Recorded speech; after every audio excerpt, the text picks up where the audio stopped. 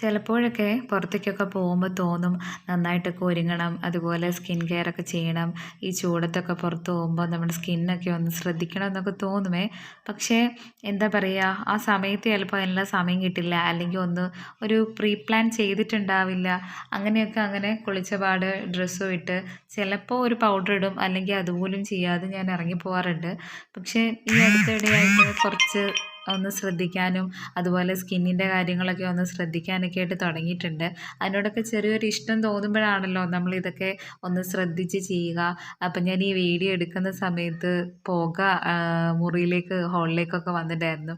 അപ്പം ഞാൻ അമ്മയോട് ഇങ്ങനെ പറയുകയാണ്, നമ്മളിങ്ങനെ ദേവലോകത്തൊക്കെ ഇരിക്കുന്ന അല്ലെങ്കിൽ സീരിയലിലും സിനിമയിലൊക്കെ കാണുന്ന ആ ഒരു ഫീലൊക്കെ വന്നു എന്ന്. കണ്ണിലൊക്കെ പുകയടിച്ചിട്ട് ഞാൻ അമ്മയോട് ഇങ്ങനെ പരാതി പറയുകയാണ്.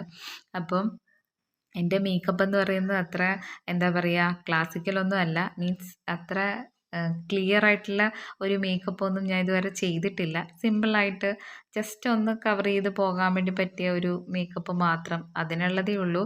ഞാനങ്ങനെ മേക്കപ്പൊന്നും ചെയ്ത് ശീലിച്ചിട്ടില്ല.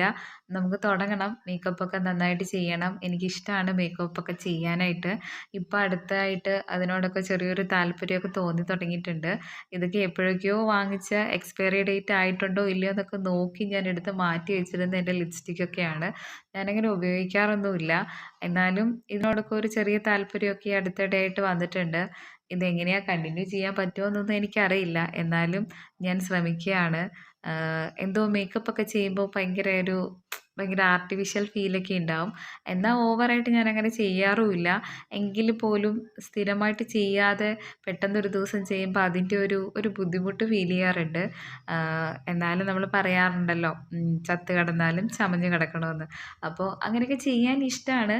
ഒരുപക്ഷേ നമ്മുടെ സമയമില്ലായ്മ എന്നുള്ള നമ്മുടെ സ്ഥിരം ന്യായം കാരണം ഒരുപക്ഷേ അങ്ങനെ സംഭവിച്ചു പോകുന്നതാണെന്ന് എനിക്ക് തോന്നുന്നു. ഇനി അങ്ങനെ വിടാനായിട്ട് തീരുമാനിച്ചിട്ടില്ല. നന്നായിട്ട് സ്കിൻ കെയറും അതുപോലെ തന്നെ ഹെയർ കെയറൊക്കെ ചെയ്തിട്ട് കുറച്ചും കൂടെ ഹെൽത്തി ആയിട്ടൊക്കെ മുമ്പോട്ട് പോകണമെന്നാണ് എൻ്റെ ആഗ്രഹം. അതിന് വേണ്ടിയിട്ടുള്ള ശ്രമമൊക്കെ ഞാനിങ്ങനെ നടത്തിക്കൊണ്ടിരിക്കുകയാണ്. അപ്പോൾ നമ്മുടെ വീഡിയോസും ഷോർട്സൊക്കെ കാണുന്നവർ നമ്മളെ സപ്പോർട്ട് ചെയ്യുക. നമ്മുടെ ചാനലൊന്ന് സബ്സ്ക്രൈബ് ചെയ്യുക. ഒന്ന് എന്ത് ചെയ്യുക, ലൈക്കൊക്കെ ചെയ്യുക. നിങ്ങളുടെ അഭിപ്രായങ്ങളൊക്കെ അറിയിക്കുക.